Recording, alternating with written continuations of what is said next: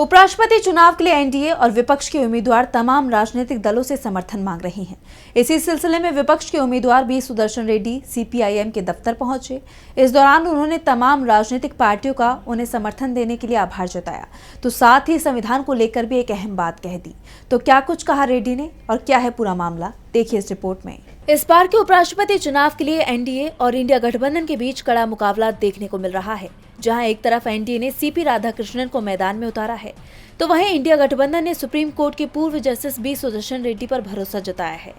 भले ही संख्या बल एनडीए के पक्ष में हो, लेकिन विपक्ष इस चुनाव को अपने पक्ष में करने के लिए कोई कसर नहीं छोड़ रहा।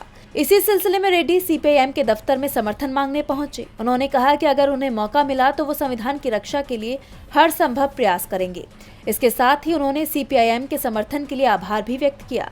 इसी सिलसिले में उन्होंने आप नेता अरविंद केजरीवाल, तमिलनाडु के मुख्यमंत्री एमके स्टालिन और सपा प्रमुख अखिलेश यादव से भी मुलाकात की है। अखिलेश यादव ने रेड्डी के साथ मुलाकात के बाद कहा कि ये चुनाव सिर्फ सत्ता के लिए नहीं, बल्कि न्याय और संवैधानिक मूल्यों की लड़ाई है।